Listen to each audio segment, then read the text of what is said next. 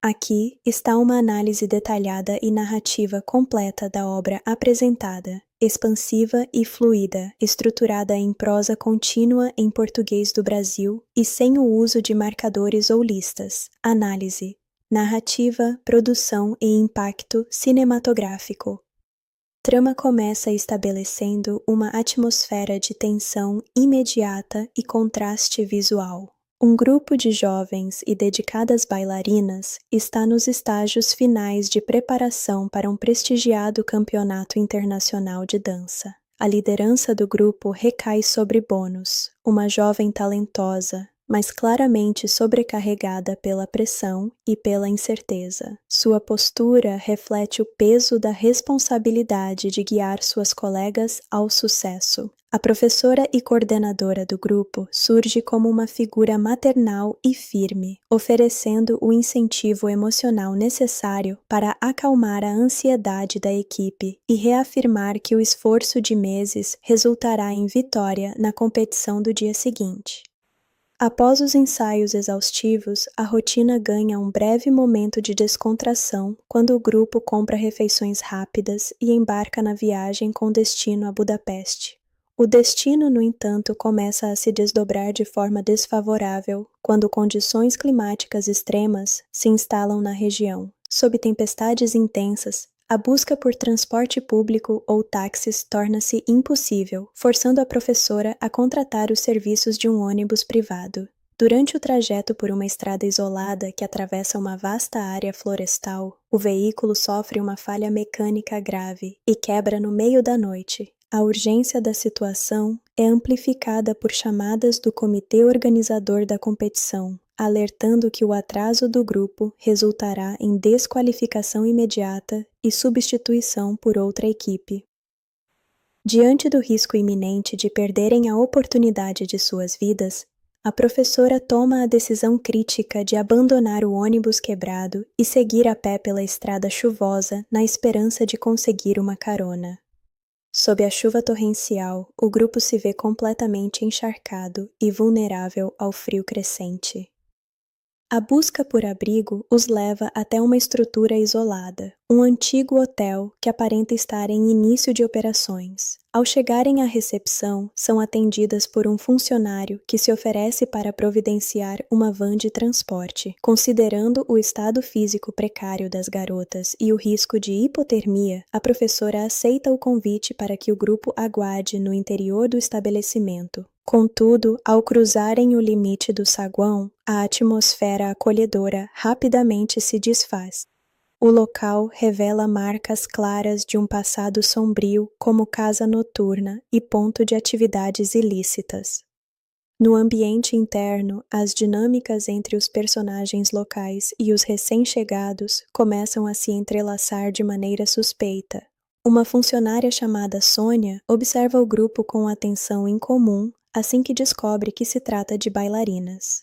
A demonstração aparente de cortesia, como a entrega de figurinos para a troca de roupas secas e a oferta de refeições gratuitas, esconde intenções secundárias. A proprietária do local, Débora, surge em cena, demonstrando um entusiasmo excessivo e perturbador ao conhecer as jovens, prometendo auxílio rápido para o transporte. O clima de desconforto se intensifica criticamente com a chegada abrupta de Passa, um perigoso criminoso ligado ao crime organizado local que frequenta o estabelecimento para extorquir dinheiro da administração. A narrativa atinge seu primeiro ponto de ruptura definitivo durante uma situação corriqueira. Chloe, uma das integrantes do grupo que possui deficiência auditiva e de fala, precisa ir ao banheiro.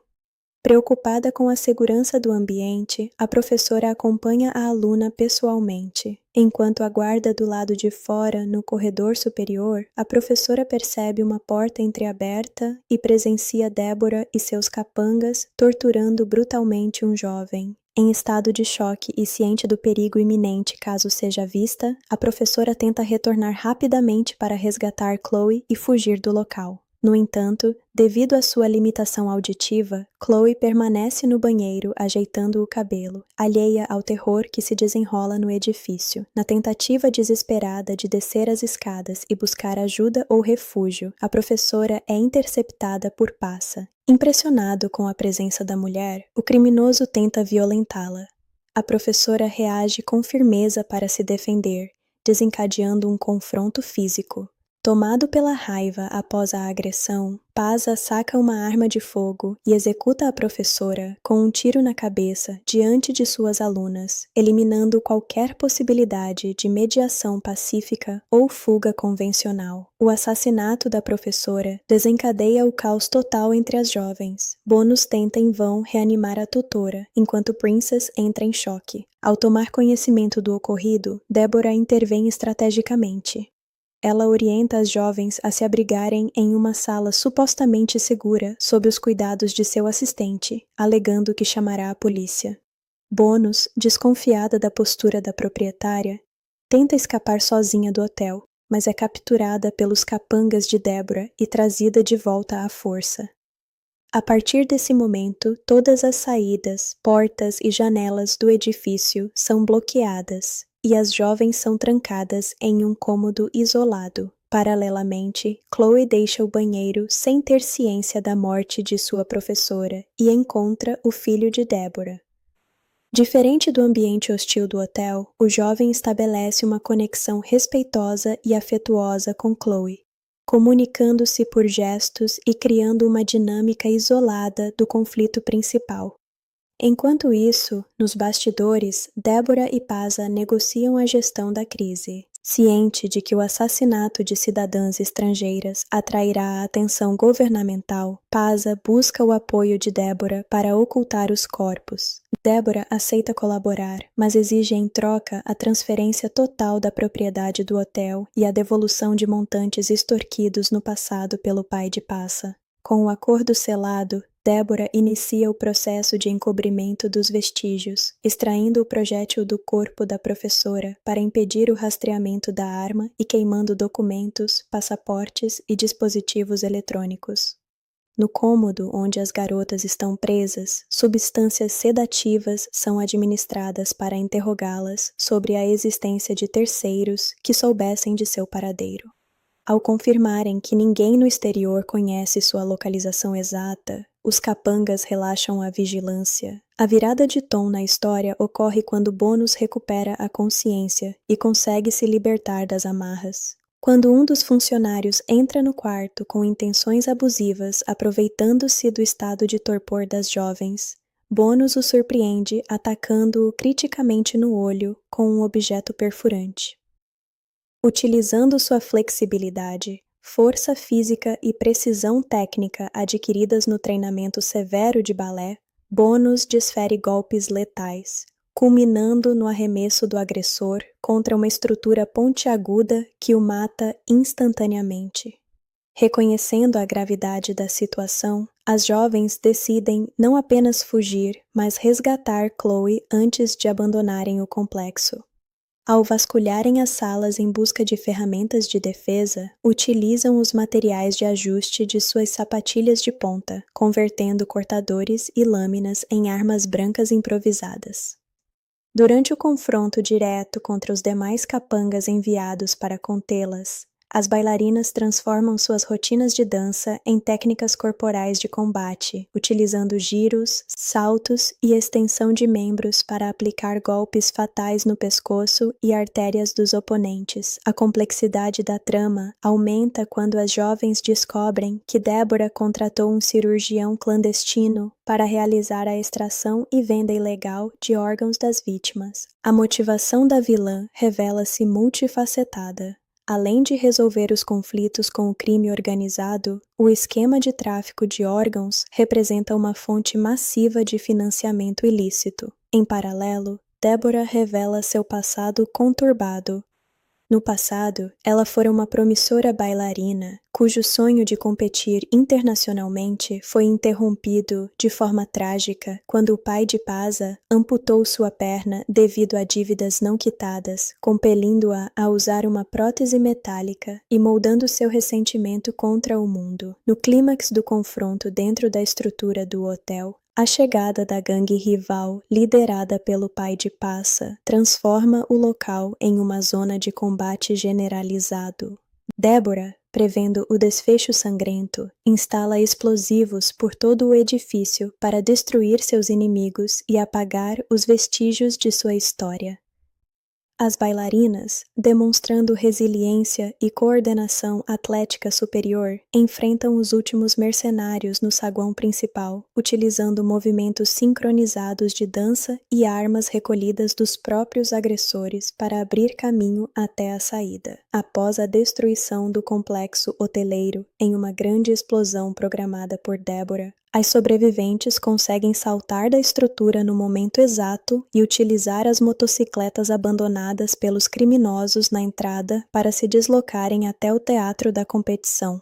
A sequência final exibe o grupo entrando no palco internacional, com os figurinos de apresentação manchados de sangue e marcas visíveis do confronto, mas executando sua rotina de balé com precisão milimétrica, técnica impecável e atitude inabalável diante dos juízes e da plateia, encerrando a narrativa com uma afirmação de superação e domínio artístico. Do ponto de vista cinematográfico e de mercado, obras que combinam elementos de ação estilizada, thriller de sobrevivência e estética das artes cênicas atraem atenção pela originalidade da linguagem visual. A transição da disciplina rígida do balé clássico para a violência visceral do combate corporal cria uma dinâmica rítmica singular na montagem e na coreografia de cenas.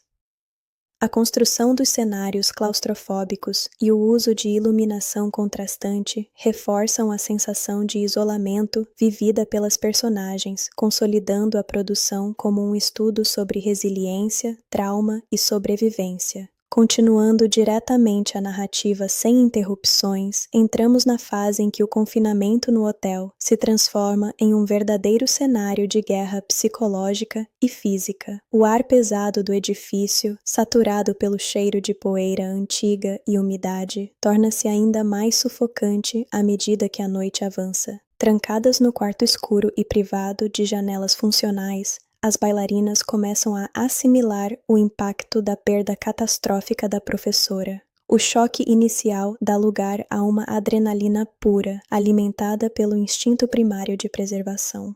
Elas percebem que a imagem de abrigo seguro vendida por Débora não passava de uma fachada fria para atrair vítimas vulneráveis para uma engrenagem de crime organizado muito maior e mais cruel do que poderiam supor. Enquanto isso, nas profundezas da estrutura do hotel, Débora e Passa continuam a alinhar seus interesses nefastos. A presença do corpo da professora e a custódia das jovens americanas representam um risco colossal para as operações do cartel local. Passa, acostumado a impor autoridade pela força bruta e intimidação imediata, vê-se paralisado diante da escala do problema internacional que criou ao puxar o gatilho. Débora, por outro lado, demonstra uma mente fria e calculista, moldada por anos de sobrevivência no submundo. Ela enxerga no erro de Passa uma oportunidade perfeita para reestruturar o poder na região, utilizando a crise para extorquir o jovem gangster e reaver o controle total do imóvel e das finanças usurpadora pelo pai dele. A preparação para o encobrimento dos crimes é executada com precisão cirúrgica por Débora e seus assistentes. Em uma sala equipada improvisadamente nos fundos, objetos pessoais das garotas e da professora são minuciosamente catalogados e destruídos no fogo. Passaportes, telefones celulares e documentos de identificação transformam-se em cinzas, apagando a passagem jurídica do grupo por aquele país. Paralelamente, o procedimento para a remoção da bala alojada no crânio da professora é iniciado, visando eliminar qualquer prova balística que possa vincular a arma de Pasa ao homicídio, A insensibilidade com que o crime é tratado no hotel deixa claro para as sobreviventes que a única linguagem compreendida por seus captores é a violência. No entanto, os vilões subestimaram a capacidade física e a resistência mental do grupo de dança. Anos de treinamento exaustivo, dor física suportada em silêncio durante ensaios exaustivos e o domínio absoluto sobre a biomecânica do próprio corpo conferiram a Bonus e suas colegas um nível de condicionamento e disciplina extraordinários. Quando o funcionário do hotel entra no quarto acreditando encontrar jovens indefesas e sedadas, ele depara-se com uma armadilha mortal. O ataque preciso de Bonus com o objeto perfurante diretamente no olho do agressor quebra instantaneamente a ilusão de vulnerabilidade do grupo. O grito de dor do homem ecoa pelos corredores, marcando o início da reação das bailarinas. A luta subsequente naquele quarto exíguo é uma demonstração impressionante de aplicação tática da dança no combate corpo a corpo. Bonus utiliza a amplitude de movimento de suas pernas para criar distância e aplicar golpes de impacto com precisão cirúrgica em pontos vulneráveis do agressor. A combinação de giros rápidos e transferência de peso permite que ela projete o homem com força total contra uma ferragem exposta no ambiente, resultando na morte imediata do indivíduo. Sem tempo a perder com o impacto visual daquela morte, as jovens organizam-se rapidamente para vasculhar os arredores e encontrar suas ferramentas de trabalho que haviam sido confiscadas junto com a bagagem. O reencontro com os pertences revela que os pequenos utensílios utilitários usados na manutenção diária das sapatilhas de ponta, como estiletes, tesouras de precisão e cortadores afiados, tornaram-se as armas primárias perfeitas. As garotas modificam suas próprias sapatilhas, acoplando lâminas e pontas afiadas no solado e na estrutura de pano reforçado. Essa adaptação transforma cada extensão de perna, cada chute elevado e cada rotação em um ataque potencialmente letal. Elas deixam de ser vistas apenas como vítimas em fuga para se tornarem uma unidade coesa de combate urbano improvisado. Enquanto isso, alheia à carnificina que se instala no pavimento inferior, Chloe caminha pelos corredores superiores acompanhada pelo filho de Deborah. A relação entre os dois desenvolve-se de maneira sutil e isolada do horror ao redor. Através de linguagem gestual e olhares de compreensão, o jovem demonstra uma sensibilidade inexistente no restante daquela família criminosa, oferecendo à garota um momento momentâneo de calma em meio à tempestade que se aproxima. Contudo, essa bolha de segurança é extremamente frágil e está prestes a ser estilhaçada assim que o grupo principal alcançar o segundo andar para resgatá-la. A descoberta do corpo do primeiro funcionário morto gera uma onda de choque entre os demais capangas de Deborah. Percebendo que o controle da situação fugiu de suas mãos, Deborah ordena uma busca sistemática por todos os cômodos do hotel, instruindo seus homens a eliminar qualquer uma das garotas ao menor sinal de resistência. A caçada humana ganha contornos dramáticos nos corredores estreitos e mal iluminados do edifício, onde cada porta fechada e cada sombra no final do corredor podem esconder um perigo mortal ou a oportunidade de um contra-ataque desesperado. As bailarinas avançam em formação fechada, protegendo a retaguarda umas das outras enquanto sobem em direção aos banheiros do andar superior. A tensão atinge o ápice quando se deparam com Sônia, a funcionária que inicialmente as acolheu com falsa amabilidade. Armada com uma faca de grande porte, Sônia tenta encurralar as jovens, mas é surpreendida pela postura agressiva e destemida de Bonus, que utiliza a ameaça de suas sapatilhas modificadas para chantagear a mulher e extrair a localização exata de Chloe. A virada na dinâmica de poder mostra que a inocência do grupo foi definitivamente deixada para trás naquele corredor. Ao mesmo tempo, Deborah avança com seus planos mais macabros. A chegada do cirurgião clandestino ao hotel revela que a proprietária pretende rentabilizar ao máximo a presença do grupo no local.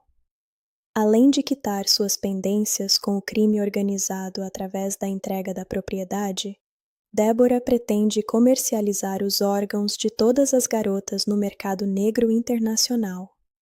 A frieza com que a vilã articula a destruição de vidas jovens espelha a sua própria amargura acumulada ao longo de anos, desde o dia em que sua carreira promissora como bailarina foi interrompida pela violência perpetrada pelo pai de Passa. A trama caminha assim para uma convergência inevitável de forças antagônicas dentro do complexo hoteleiro. De um lado, mercenários armados e criminosos experientes buscando conter uma crise. De outro, um grupo de jovens artistas lutando pela sobrevivência com pura técnica corporal, coragem e o desejo incansável de alcançar o palco da competição internacional, que representa a realização de todos os seus sonhos. Continuando a narrativa de forma contínua e sem interrupções, entramos no momento crucial em que as forças em conflito dentro do hotel atingem seu nível máximo de tensão.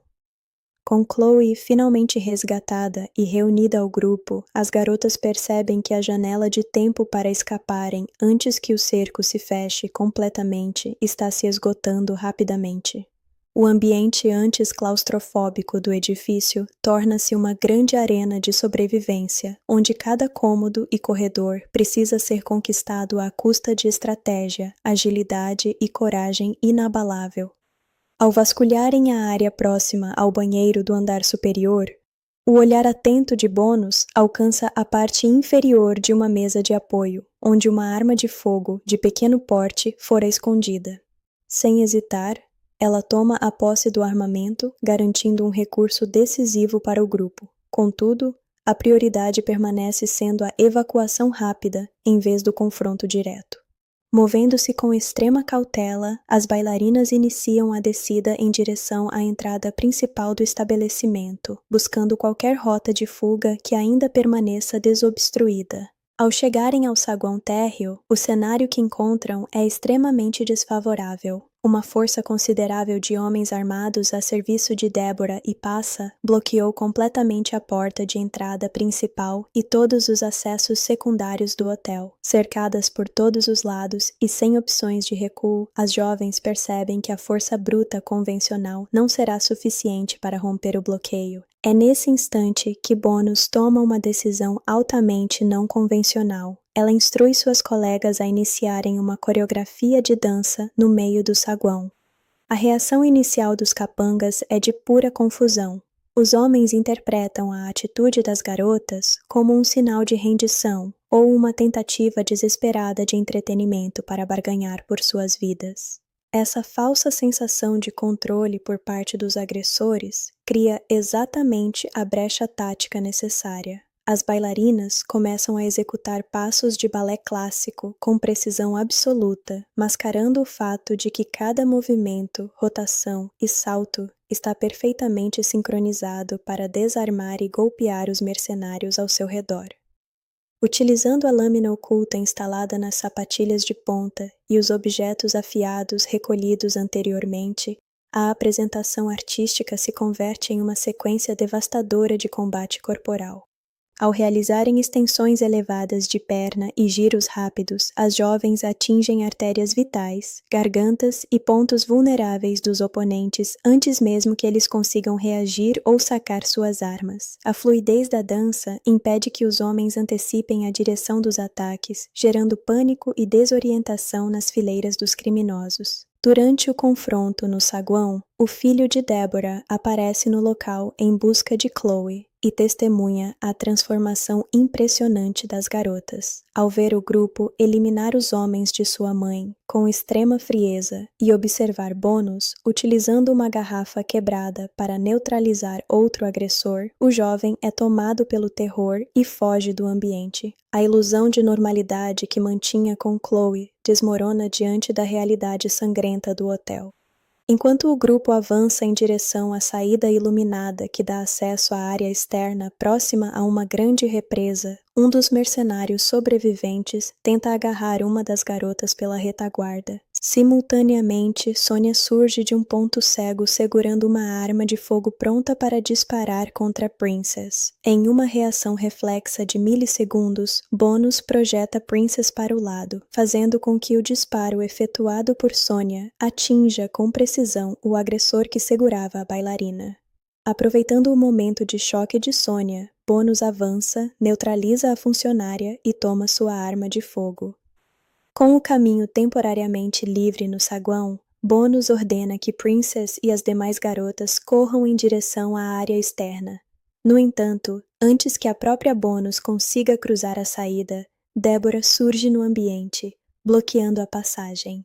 Bonus tenta disparar a arma recém-adquirida contra a proprietária, mas o tambor do armamento está completamente vazio. Em um ato de desespero, Bonus tenta golpear a cabeça de Deborah utilizando a coronha da arma. O ataque é bloqueado de forma seca quando Deborah ergue sua perna mecânica de metal, gerando um forte impacto metálico que ecoa pelo saguão. Escondido nas proximidades, Pasa testemunha a cena e percebe, pela primeira vez, a verdadeira natureza da prótese de Deborah. A revelação faz vir à tona a histórica rivalidade familiar. Deborah revela que perdeu sua perna no passado após uma amputação violenta promovida pelo pai de Pasa por conta de dívidas não pagas, o que destruiu irrevogavelmente sua carreira como bailarina internacional. Compreendendo que Deborah busca vingança acumulada há décadas e que ele se tornou um obstáculo descartável, Pasa tenta recuar, mas é rapidamente alvejado na perna por Deborah, caindo incapacitado. A vilã então rende Bonus e a conduz à força para um camarim de maquiagem no interior do complexo. Trancando a jovem em uma cadeira, Deborah começa a aplicar maquiagem no próprio rosto enquanto narra os detalhes de sua tragédia pessoal, expressando a profunda amargura de ter tido seus sonhos artísticos roubados e revelando o desejo de infligir o mesmo destino a Bonus. Deborah convoca novamente o cirurgião clandestino e ordena que, além da remoção dos órgãos para venda no mercado negro, ele amputa a perna de Bonus antes de matá-la. Quando o médico se aproxima de Bonus com um instrumento de corte para executar a ordem, ele é atingido mortalmente por uma flecha no peito. A autora do disparo é Princess, que tomou a decisão de retornar ao interior do edifício para resgatar sua líder e amiga. Do lado de fora, a situação se complica ainda mais com a chegada do pai de Passa, acompanhado por um contingente massivo de criminosos fortemente armados para resgatar o filho e tomar o hotel.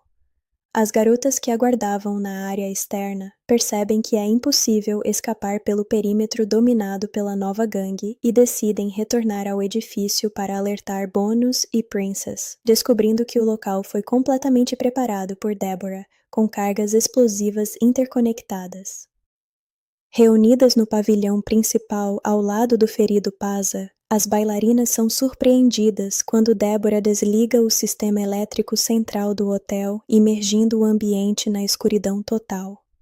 Apontando uma arma para o grupo, a proprietária ordena que deixem Pasa para trás. Percebendo a determinação de Deborah em destruir o pai de Pasa e todos os seus subordinados naquela mesma noite, as garotas entregam o gangster ferido. Diante do avanço dos homens armados do pai de Pasa que começam a disparar contra o interior do saguão, Deborah utiliza Pasa como escudo e ameaça executá-lo caso o tiroteio não cesse. O pai de Pasa, demonstrando total desdém pela vida do próprio filho, ordena que seus homens continuem o ataque com força total. Diante do tiroteio iminente, Deborah grita para as bailarinas abandonarem o local imediatamente, incentivando-as a usarem sua última oportunidade para alcançarem a competição e viverem o sonho que lhe foi roubado no passado. As garotas correm em direção às janelas do andar superior e saltam para fora do edifício no momento exato em que Deborah aciona o detonador remoto em suas mãos. Uma explosão colossal consome a totalidade do hotel, destruindo a estrutura antiga e eliminando Deborah, o pai de Passa e toda a sua organização criminosa em uma única bola de fogo. Aterrissando na área externa com segurança, as sobreviventes encontram as motocicletas deixadas pela gangue na entrada da propriedade. Utilizando os veículos, o grupo acelera pela estrada no meio da noite em direção ao Teatro Internacional em Budapeste, correndo contra os minutos finais do cronômetro da organização. Na sequência pós-créditos, o grupo de bailarinas entra no palco principal do campeonato internacional. Apresentando-se com os figurinos de dança manchados de sangue, marcas visíveis de fuligem e ferimentos do confronto recente, elas mantêm uma postura de absoluta confiança e dignidade. A música tem início e as jovens executam sua rotina de balé clássico com perfeição técnica irretocável, transformando o trauma daquela noite em uma demonstração incomparável de arte, resiliência e triunfo. A transição conceitual, operada pela narrativa, coloca a obra dentro de uma tradição muito específica do cinema de ação e suspense contemporâneo, onde a disciplina física de uma arte clássica é convertida em uma ferramenta letal de sobrevivência. A estética visual do filme constrói um contraste deliberado entre a delicadeza e a leveza associadas ao balé clássico e a brutalidade crua do submundo do crime organizado. Esse choque de universos não é apenas estético, mas profundamente temático, explorando como a busca pela perfeição artística exige um nível de controle, resistência à dor e memória muscular que se revelam decisivos quando as personagens são forçadas a lutar por suas vidas. A direção de arte utiliza a arquitetura decadente do hotel como uma metáfora visual da mente de Deborah e da degradação das instituições ao redor das jovens. O edifício, que transita de uma antiga casa noturna para um hotel em fase de abertura, carrega uma atmosfera de clausura, com iluminação amarelada e sombras densas que remetem ao cinema giallo e aos thrillers de sobrevivência dos anos 1970 e 1980. Esse ambiente opressivo funciona como o palco no qual as bailarinas deixam de ser meras espectadoras do perigo para assumirem o protagonismo da ação através do domínio absoluto de seus corpos. 2. Desconstrução dos personagens e motivações, arcos dramáticos, traumas e espelhamentos temáticos. O grande motor dramático do enredo reside na relação de espelhamento entre a vilã, Deborah, e a protagonista, Bonus. Deborah representa a ruína de um sonho interrompido pela violência. A amputação de sua perna no passado não apenas encerrou sua trajetória no balé internacional, mas moldou toda a sua visão de mundo em torno do ressentimento e da ganância.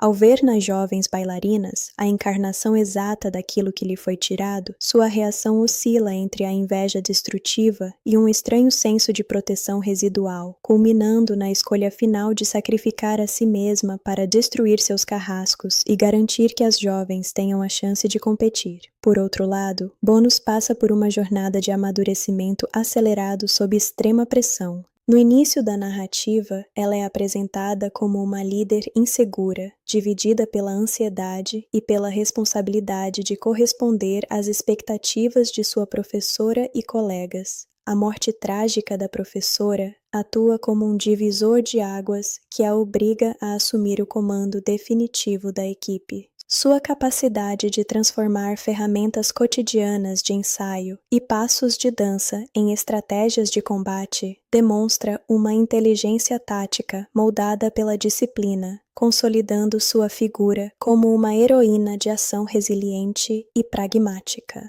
3. A física e a biomecânica da dança no combate.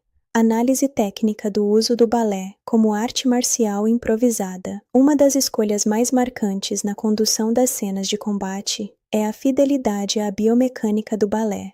Em vez de atribuir às garotas habilidades irrealistas de artes marciais tradicionais, a narrativa explora o fato de que bailarinas de alto rendimento possuem uma força muscular extraordinária nos membros inferiores, além de um equilíbrio articular e uma precisão espacial acima da média humana. O uso dos Grand Battements, chutes elevados com perna estendida, e fouettes, giros rápidos sustentados pelo eixo do corpo, permite que elas apliquem força máxima a áreas vulneráveis dos oponentes com velocidade e surpresa. A modificação das sapatilhas de ponta atua como o elemento catalisador dessa transição. A caixa de gesso e pano reforçado das sapatilhas já oferece uma estrutura rígida por si só, capaz de infligir impacto substancial.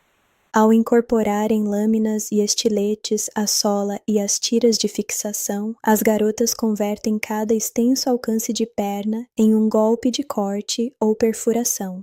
A coordenação do grupo no saguão reflete a sincronia adquirida em anos de ensaios coletivos, onde a ocupação do espaço e a leitura dos movimentos das companheiras ocorrem de forma quase telepática. 4. A sequência final e o significado do encerramento, simbolismo da apresentação sangrenta no campeonato internacional. A sequência pós-créditos sintetiza toda a jornada emocional e física vivida pelas personagens. Ao entrarem no palco do campeonato internacional em Budapeste, cobertas de sangue, poeira e com os figurinos rasgados, as bailarinas recusam o papel de vítimas traumatizadas. A decisão de não limpar as marcas do confronto antes de subirem ao palco transforma a apresentação em um ato de afirmação e triunfo. O sangue em suas roupas deixa de ser um símbolo de violência sofrida e passa a representar a vitória sobre a morte e a superação de todos os obstáculos impostos pelo submundo. A recepção do público e dos jurados diante daquela imagem crua e visceral destaca a transição do balé puramente técnico para uma expressão artística carregada de verdade e intensidade dramática. A perfeição dos movimentos executados com absoluta confiança demonstra que o trauma não as quebrou, mas refinou sua determinação. A narrativa se encerra consolidando a ideia de que a verdadeira força do grupo não vinha apenas da técnica rígida ensinada em estúdio, mas da união, da resiliência e da recusa inabalável em permitir que a violência alheia destruísse seus destinos. A continuação da narrativa aprofunda o impacto do desfecho violento na psique de cada uma das sobreviventes, mostrando que a vitória no palco de Budapeste foi apenas o primeiro passo de um longo processo de assimilação do trauma. Ao deixarem o teatro sob o olhar estupefato da imprensa internacional e das autoridades locais, as jovens bailarinas são imediatamente envolvidas em um turbilhão de investigações policiais e interrogatórios diplomáticos. A destruição total do hotel e a eliminação das figuras proeminentes do crime organizado local criaram um vácuo de poder na região, transformando o depoimento das garotas na chave central para desmantelar toda a rede ilícita que operava à sombra da cidade. Mesmo exaustas e lidando com a perda irreparável de sua professora, elas mantêm uma postura de extrema coesão, recusando-se a permitir que o medo altere a versão real dos fatos ou que a tragédia defina o futuro de suas carreiras. Nos meses que se seguem ao retorno aos Estados Unidos, o grupo enfrenta a difícil tarefa de reorganizar a companhia de dança sem a presença da figura tutelar que as guiou desde a infância. Bonus assume definitivamente a liderança artística e administrativa do grupo, transformando a memória de sua professora na força motriz para a criação de uma nova produção autoral. A experiência limite vivida na Europa altera radicalmente a linguagem estética das obras criadas por elas, abandonando a rigidez puramente acadêmica do balé clássico tradicional em favor de uma expressão corporal mais crua, visceral e carregada de intensidade dramática. As apresentações da nova companhia passam a atrair grandes públicos e aclamação da crítica especializada, que reconhece na precisão técnica e na entrega emocional das bailarinas uma autenticidade única no cenário das artes cênicas contemporâneas. Paralelamente, a busca por justiça para Chloe e a preservação de sua autonomia tornam-se prioridades absolutas para o grupo. A superação das limitações de comunicação através da dança e da cumplicidade construída durante o confronto no hotel consolida um laço inquebrável entre as integrantes, impedindo que a violência sofrida isole qualquer uma delas. Chloe torna-se uma das principais solistas da companhia, utilizando sua percepção do ritmo, através de vibrações, para executar rotinas de alta complexidade que desafiam as convenções do meio artístico.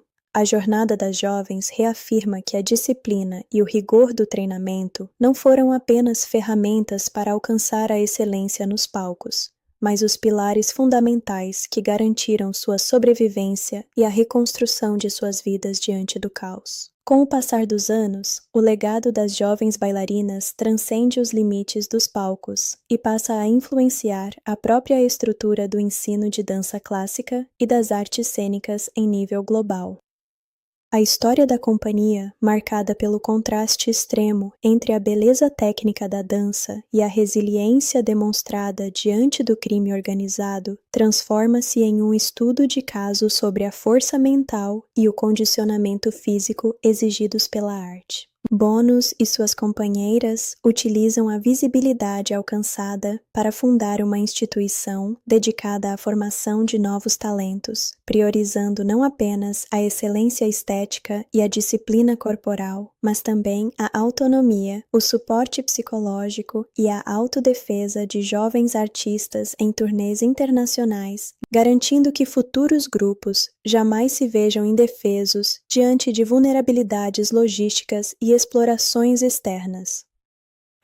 A antiga área onde ficava o hotel, totalmente devastada pela explosão provocada por Débora, é eventualmente despropriada pelas autoridades europeias e convertida em um espaço de memória e preservação ambiental à beira da represa. O local deixa de ser um símbolo de dor e criminalidade para se tornar um marco silencioso sobre a superação e o fim das redes clandestinas que dominaram a região por décadas.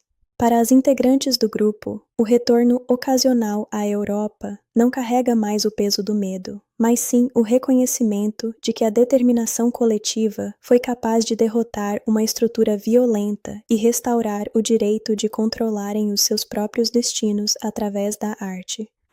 No encerramento dessa trajetória, a cena final reconecta o público à essência da paixão inicial das garotas pela dança.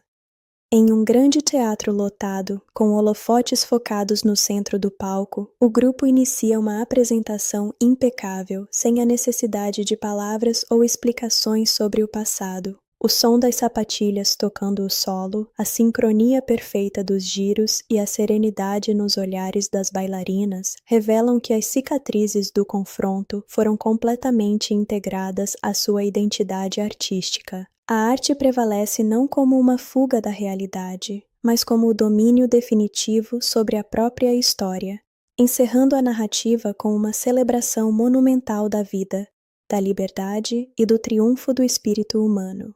A maturidade artística e pessoal alcançada pelas bailarinas passa a se refletir também na expansão do seu impacto cultural para além das fronteiras tradicionais do balé. A trajetória do grupo desperta o interesse de cineastas, documentaristas e historiadores da arte, que veem naquela experiência um divisor de águas na forma como a dança clássica é percebida pelo público geral. Em vez de ser vista apenas como uma disciplina rígida e elitista, a dança é finalmente reconhecida como uma das manifestações mais puras de controle corporamente supremo, resistência psicológica e capacidade de superação. A história de Bonus, Chloe e suas companheiras torna-se tema de obras biográficas e estudos sobre a biomecânica e a psicologia de atletas de alto rendimento sob situações de trauma e estresse extremo. No plano internacional, a instituição fundada pelo grupo expande suas operações, estabelecendo programas de bolsa de estudos e centros de treinamento em comunidades vulneráveis ao redor do mundo. O foco desses centros vai além do ensino técnico do balé. Eles oferecem a jovens uma formação integral que combina expressão artística, fortalecimento físico, desenvolvimento de liderança e noções práticas de segurança e autodefesa. Bonus assume um papel ativo na mentoria dessas novas gerações, ensinando que a verdadeira força de um artista não reside na busca pela perfeição estética impecável, mas na capacidade de se manter firme e inabalável perante as adversidades da vida. Enquanto isso, a cidade de Budapeste, que outrora serviu de palco para o momento mais sombrio de suas vidas, passa a ser lembrada pelo grupo como o lugar onde sua coragem foi testada e aprovada no mais alto nível. A apresentação anual da companhia, na capital húngara, torna-se um evento de prestígio internacional, atraindo multidões e reafirmando o laço do grupo com o público que testemunhou sua vitória original. O palco do Teatro Internacional, que um dia recebeu o grupo manchado de sangue e poeira, agora acolhe apresentações que celebram a vida, a resiliência e a transformação da dor em uma das expressões de arte mais poderosas do mundo contemporâneo. Na cena de encerramento definitiva, o foco da câmera se fixa nos bastidores do teatro minutos antes de uma grande apresentação de gala. No silêncio do camarim, Bônus ajusta os laços de suas sapatilhas de ponta, observando o reflexo de suas companheiras no espelho. Não há mais sombras do passado, medo ou hesitação. Apenas a presença tranquila de mulheres que enfrentaram o horror e emergiram vitoriosas. Ao som do sinal que anuncia o início do espetáculo, elas se dão as mãos brevemente antes de caminharem em direção à luz do palco. A cortina se ergue, os aplausos ecoam pela sala lotada e o grupo inicia sua dança com absoluta graça, precisão e liberdade, selando para sempre o seu triunfo sobre a escuridão.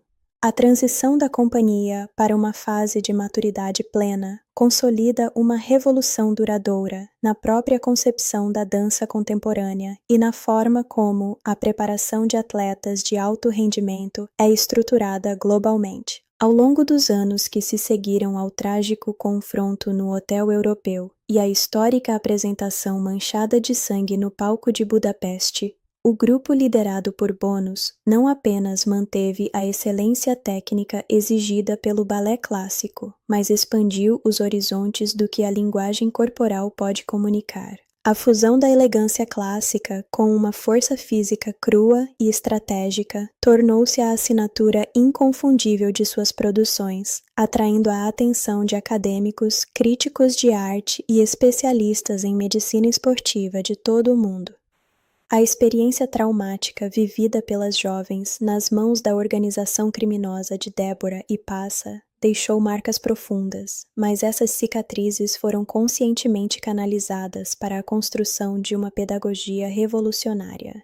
A instituição, fundada por Bônus, Chloe e as outras sobreviventes, transformou-se em um centro global de excelência para a formação de bailarinos.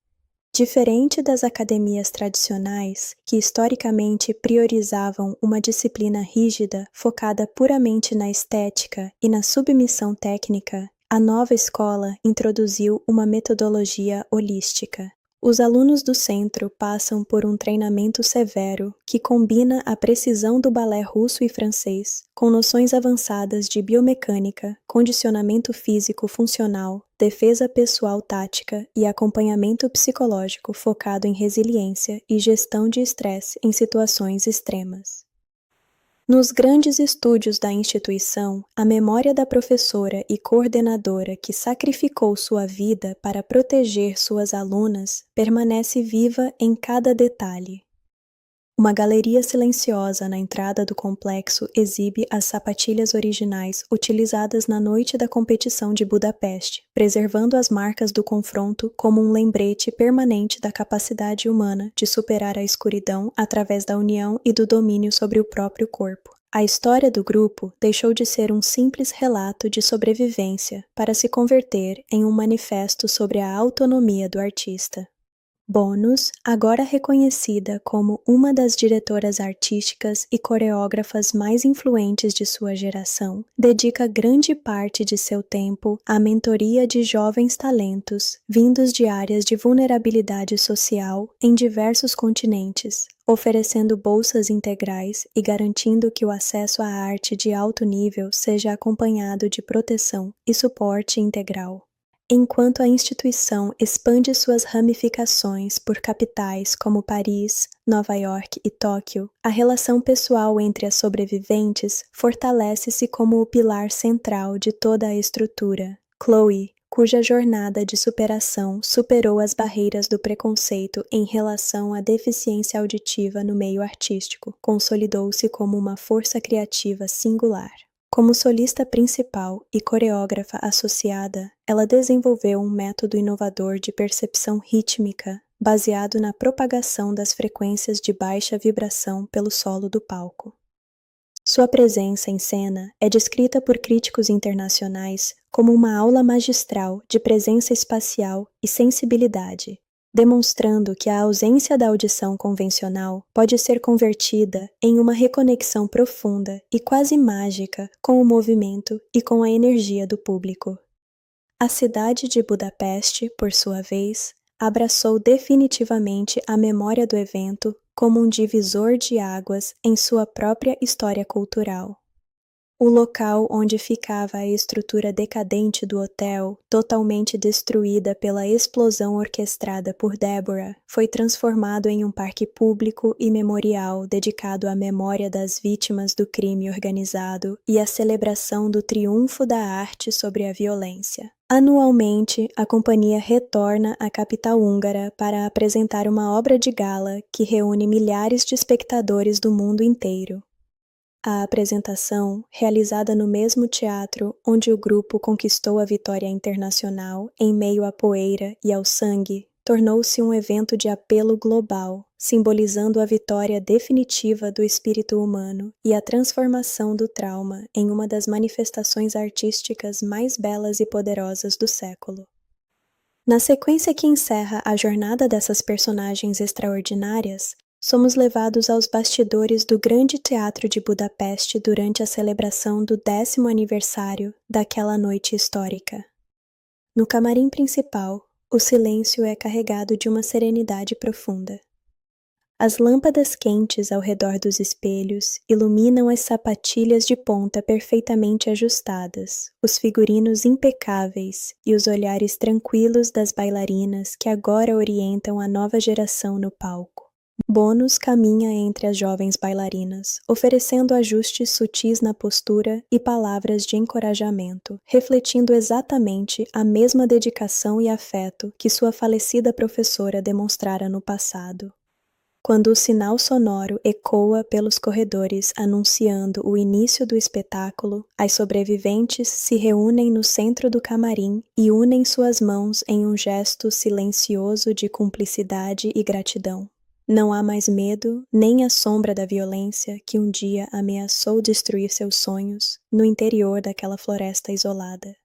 Elas caminham em direção à coxia com passos firmes e postura ereta, prontas para ocupar o espaço que conquistaram com dor, coragem e genialidade. A cortina principal se ergue lentamente diante de uma plateia completamente lotada. Os holofotes iluminam o palco com uma luz branca e cristalina, e ao primeiro acorde da orquestra, o grupo inicia sua dança com absoluta liberdade, técnica irretocável e uma majestade imortal, selando para sempre o seu lugar na história da arte e da vida. Fatais no pescoço e artérias dos oponentes. A complexidade da trama aumenta quando as jovens descobrem que Deborah contratou um cirurgião clandestino para realizar a extração e venda ilegal de órgãos das vítimas. A motivação da vilã revela-se multifacetada. Além de resolver os conflitos com o crime organizado, o esquema de tráfico de órgãos representa uma fonte massiva de financiamento ilícito.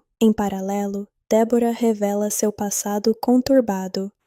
No passado, ela fora uma promissora bailarina, cujo sonho de competir internacionalmente foi interrompido de forma trágica quando o pai de Pasa amputou sua perna devido a dívidas não quitadas, compelindo-a a usar uma prótese metálica e moldando seu ressentimento contra o mundo. No clímax do confronto dentro da estrutura do hotel, a chegada da gangue rival, liderada pelo pai de Passa, transforma o local em uma zona de combate generalizado. Deborah, prevendo o desfecho sangrento, instala explosivos por todo o edifício para destruir seus inimigos e apagar os vestígios de sua história. As bailarinas, demonstrando resiliência e coordenação atlética superior, enfrentam os últimos mercenários no saguão principal, utilizando movimentos sincronizados de dança e armas recolhidas dos próprios agressores para abrir caminho até a saída. Após a destruição do complexo hoteleiro em uma grande explosão programada por Deborah, as sobreviventes conseguem saltar da estrutura no momento exato e utilizar as motocicletas abandonadas pelos criminosos na entrada para se deslocarem até o teatro da competição. A sequência final exibe o grupo entrando no palco internacional com os figurinos de apresentação manchados de sangue e marcas visíveis do confronto, mas executando sua rotina de balé com precisão milimétrica, técnica impecável e atitude inabalável diante dos juízes e da plateia, encerrando a narrativa com uma afirmação de superação e domínio artístico. Do ponto de vista cinematográfico e de mercado, obras que combinam elementos de ação estilizada, thriller de sobrevivência e estética das artes cênicas atraem atenção pela originalidade da linguagem visual. A transição da disciplina rígida do balé clássico para a violência visceral do combate corporal cria uma dinâmica rítmica singular na montagem e na coreografia de cenas.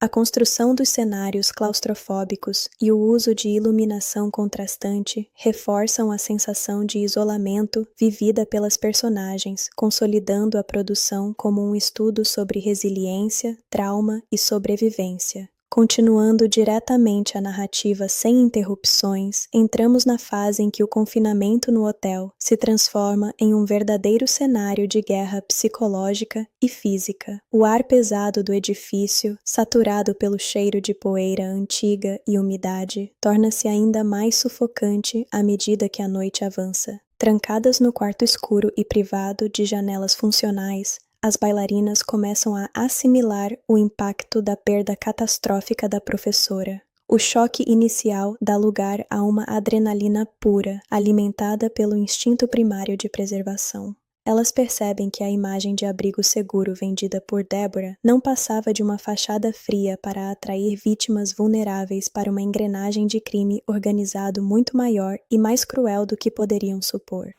Enquanto isso, nas profundezas da estrutura do hotel, Deborah e Passa continuam a alinhar seus interesses nefastos. A presença do corpo da professora e a custódia das jovens americanas representam um risco colossal para as operações do cartel local. Passa, acostumado a impor autoridade pela força bruta e intimidação imediata, vê-se paralisado diante da escala do problema internacional que criou ao puxar o gatilho. Deborah, por outro lado, demonstra uma mente fria e calculista, moldada por anos de sobrevivência no submundo. Ela enxerga no erro de Passa uma oportunidade perfeita para reestruturar o poder na região, utilizando a crise para extorquir o jovem gangster e reaver o controle total do imóvel e das finanças usurpadora pelo pai dele. A preparação para o encobrimento dos crimes é executada com precisão cirúrgica por Deborah e seus assistentes.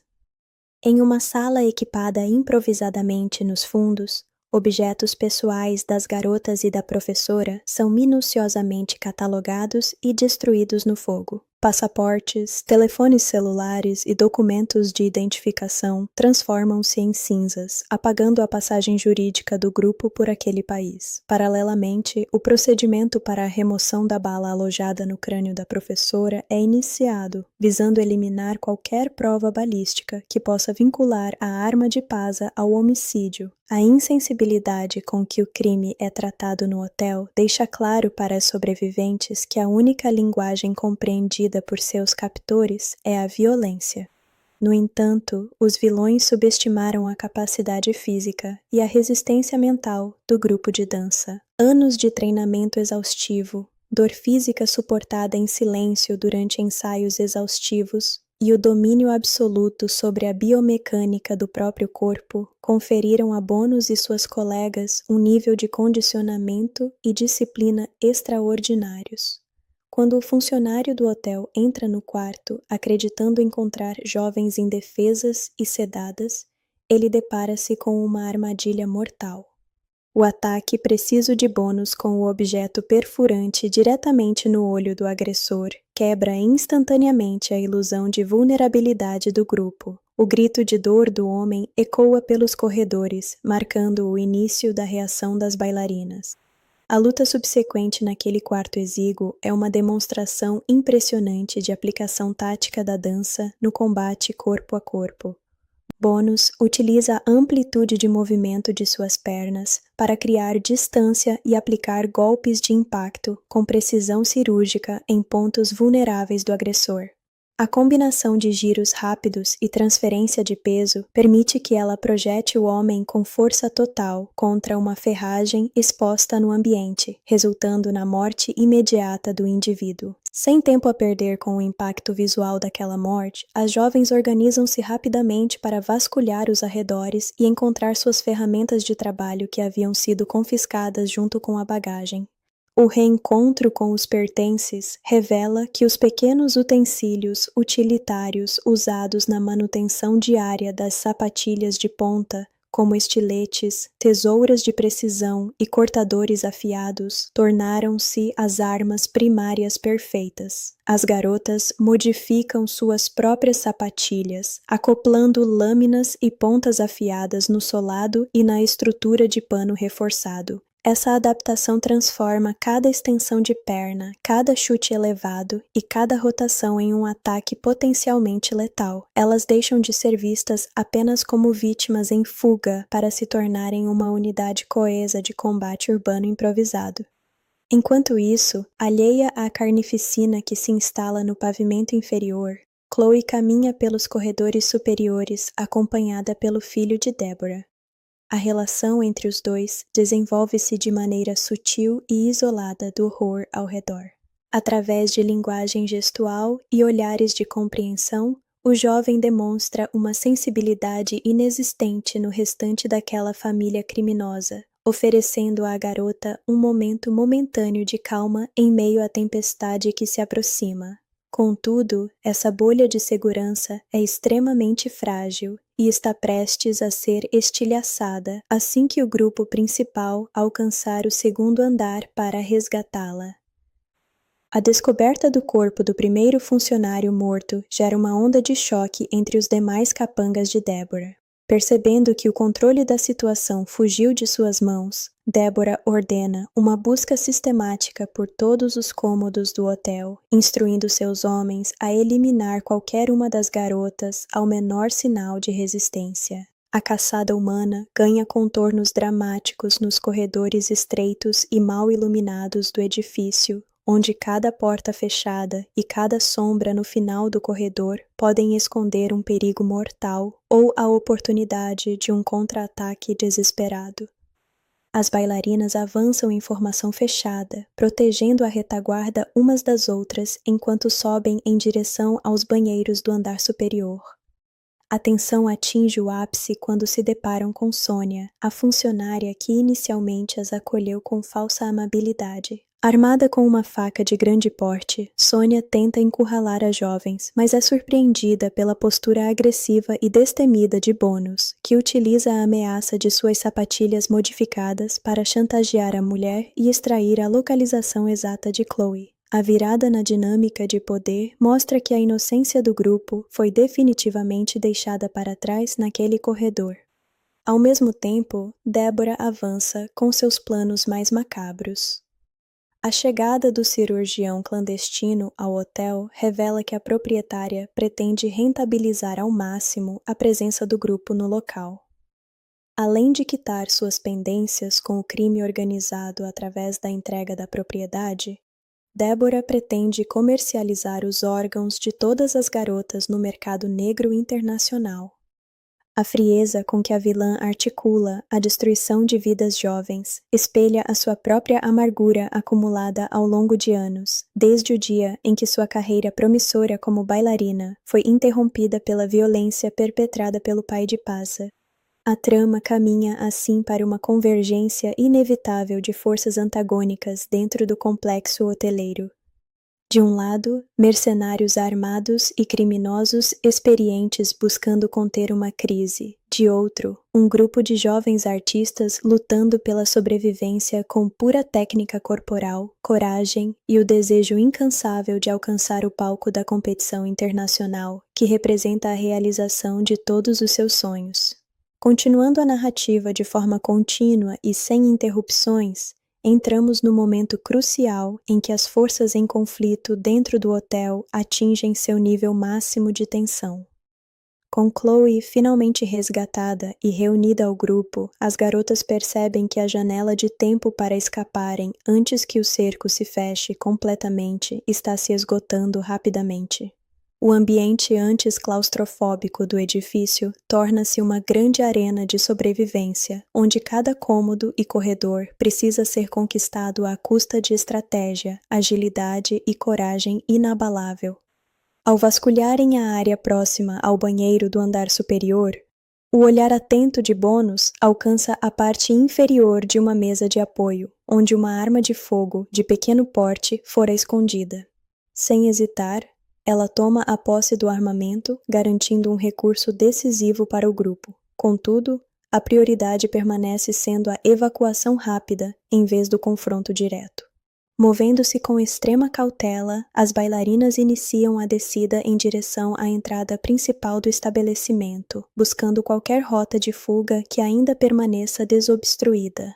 Ao chegarem ao saguão térreo, o cenário que encontram é extremamente desfavorável. Uma força considerável de homens armados a serviço de Deborah e Passa bloqueou completamente a porta de entrada principal e todos os acessos secundários do hotel. Cercadas por todos os lados e sem opções de recuo, as jovens percebem que a força bruta convencional não será suficiente para romper o bloqueio. É nesse instante que Bonus toma uma decisão altamente não convencional. Ela instrui suas colegas a iniciarem uma coreografia de dança no meio do saguão.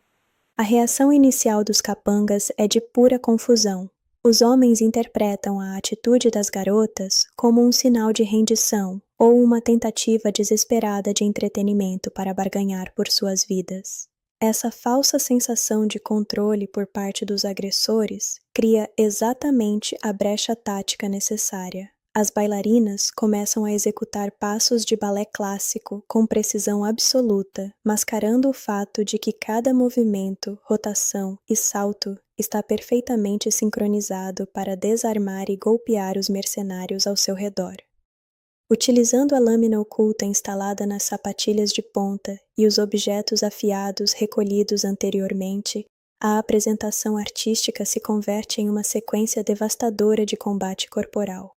Ao realizarem extensões elevadas de perna e giros rápidos, as jovens atingem artérias vitais, gargantas e pontos vulneráveis dos oponentes antes mesmo que eles consigam reagir ou sacar suas armas. A fluidez da dança impede que os homens antecipem a direção dos ataques, gerando pânico e desorientação nas fileiras dos criminosos. Durante o confronto no saguão, o filho de Deborah aparece no local em busca de Chloe e testemunha a transformação impressionante das garotas. Ao ver o grupo eliminar os homens de sua mãe com extrema frieza e observar Bonus utilizando uma garrafa quebrada para neutralizar outro agressor, o jovem é tomado pelo terror e foge do ambiente. A ilusão de normalidade que mantinha com Chloe desmorona diante da realidade sangrenta do hotel.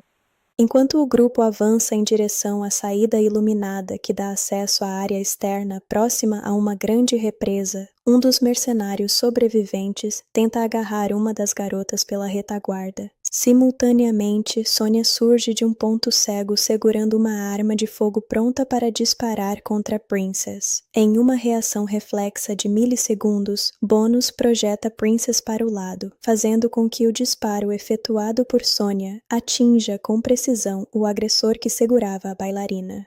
Aproveitando o momento de choque de Sonia, Bonus avança, neutraliza a funcionária e toma sua arma de fogo. Com o caminho temporariamente livre no saguão, Bonus ordena que Princess e as demais garotas corram em direção à área externa. No entanto, antes que a própria Bonus consiga cruzar a saída, Deborah surge no ambiente, bloqueando a passagem. Bonus tenta disparar a arma recém-adquirida contra a proprietária, mas o tambor do armamento está completamente vazio. Em um ato de desespero, Bônus tenta golpear a cabeça de Débora utilizando a coronha da arma. O ataque é bloqueado de forma seca quando Débora ergue sua perna mecânica de metal, gerando um forte impacto metálico que ecoa pelo saguão. Escondido nas proximidades, Pasa testemunha a cena e percebe, pela primeira vez, a verdadeira natureza da prótese de Débora. A revelação faz vir à tona a histórica rivalidade familiar. Débora revela que perdeu sua perna no passado após uma amputação violenta promovida pelo pai de Pasa por conta de dívidas não pagas, o que destruiu irrevogavelmente sua carreira como bailarina internacional. Compreendendo que Débora busca vingança acumulada há décadas e que ele se tornou um obstáculo descartável, Pasa tenta recuar, mas é rapidamente alvejado na perna por Débora, caindo incapacitado. A vilã então rende Bônus e a conduz à força para um camarim de maquiagem no interior do complexo. Trancando a jovem em uma cadeira, Débora começa a aplicar maquiagem no próprio rosto enquanto narra os detalhes de sua tragédia pessoal, expressando a profunda amargura de ter tido seus sonhos artísticos roubados e revelando o desejo de infligir o mesmo destino a Bônus, logísticas e explorações externas. A antiga área onde ficava o hotel, totalmente devastada pela explosão provocada por Débora, é eventualmente despropriada pelas autoridades europeias e convertida em um espaço de memória e preservação ambiental à beira da represa. O local deixa de ser um símbolo de dor e criminalidade para se tornar um marco silencioso sobre a superação e o fim das redes clandestinas que dominaram a região por décadas. Para as integrantes do grupo, o retorno ocasional à Europa não carrega mais o peso do medo, mas sim o reconhecimento de que a determinação coletiva foi capaz de derrotar uma estrutura violenta e restaurar o direito de controlarem os seus próprios destinos através da arte. No encerramento dessa trajetória, a cena final reconecta o público à essência da paixão inicial das garotas pela dança. Em um grande teatro lotado, com holofotes focados no centro do palco, o grupo inicia uma apresentação impecável, sem a necessidade de palavras ou explicações sobre o passado. O som das sapatilhas tocando o solo, a sincronia perfeita dos giros e a serenidade nos olhares das bailarinas revelam que as cicatrizes do confronto foram completamente integradas à sua identidade artística. A arte prevalece não como uma fuga da realidade, mas como o domínio definitivo sobre a própria história, encerrando a narrativa com uma celebração monumental da vida, da liberdade e do triunfo do espírito humano. A maturidade artística e pessoal alcançada pelas bailarinas passa a se refletir também na expansão do seu impacto cultural para além das fronteiras tradicionais do balé. A trajetória do grupo desperta o interesse de cineastas, documentaristas e historiadores da arte, que veem naquela experiência um divisor de águas na forma como a dança clássica é percebida pelo público geral. Em vez de ser vista apenas como uma disciplina rígida e elitista, a dança é finalmente reconhecida como uma das manifestações mais puras de controle corporamente supremo, resistência psicológica e capacidade de superação. A história de Bônus, Chloe e suas companheiras torna-se tema de obras biográficas e estudos sobre a biomecânica e a psicologia de atletas de alto rendimento sob situações de trauma e estresse extremo. No plano internacional, a instituição fundada pelo grupo expande suas operações, estabelecendo programas de bolsa de estudos e centros de treinamento em comunidades vulneráveis ao redor do mundo. O foco desses centros vai além do ensino técnico do balé. Eles oferecem a jovens uma formação integral que combina expressão artística, fortalecimento físico, desenvolvimento de liderança e noções práticas de segurança e autodefesa. Bônus assume um papel ativo na mentoria dessas novas gerações, ensinando que a verdadeira força de um artista não reside na busca pela perfeição estética impecável, mas na capacidade de se manter firme e inabalável perante as adversidades da vida. Enquanto isso, a cidade de Budapeste, que outrora serviu de palco para o momento mais sombrio de suas vidas, passa a ser lembrada pelo grupo como o lugar onde sua coragem foi testada e aprovada no mais alto nível. A apresentação anual da companhia, na capital húngara, torna-se um evento de prestígio internacional, atraindo multidões e reafirmando o laço do grupo com o público que testemunhou sua vitória original. O palco do Teatro Internacional, que um dia recebeu o grupo manchado de sangue e poeira, agora acolhe apresentações que celebram a vida, a resiliência e a transformação da dor em uma das expressões de arte mais poderosas do mundo contemporâneo. Na cena de encerramento definitiva, o foco da câmera se fixa nos bastidores do teatro minutos antes de uma grande apresentação de gala.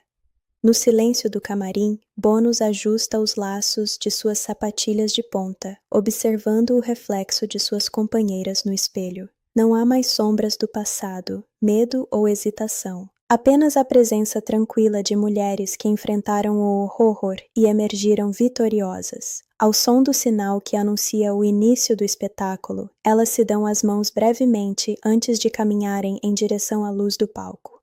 A cortina se ergue, os aplausos ecoam pela sala lotada e o grupo inicia sua dança com absoluta graça, precisão e liberdade, selando para sempre o seu triunfo sobre a escuridão. A transição da companhia para uma fase de maturidade plena consolida uma revolução duradoura na própria concepção da dança contemporânea e na forma como a preparação de atletas de alto rendimento é estruturada globalmente. Ao longo dos anos que se seguiram ao trágico confronto no Hotel Europeu e à histórica apresentação manchada de sangue no palco de Budapeste, o grupo liderado por Bônus não apenas manteve a excelência técnica exigida pelo balé clássico, mas expandiu os horizontes do que a linguagem corporal pode comunicar. A fusão da elegância clássica com uma força física crua e estratégica tornou-se a assinatura inconfundível de suas produções, atraindo a atenção de acadêmicos, críticos de arte e especialistas em medicina esportiva de todo o mundo. A experiência traumática vivida pelas jovens nas mãos da organização criminosa de Débora e Passa deixou marcas profundas, mas essas cicatrizes foram conscientemente canalizadas para a construção de uma pedagogia revolucionária. A instituição, fundada por Bônus, Chloe e as outras sobreviventes, transformou-se em um centro global de excelência para a formação de bailarinos. Diferente das academias tradicionais, que historicamente priorizavam uma disciplina rígida focada puramente na estética e na submissão técnica, a nova escola introduziu uma metodologia holística.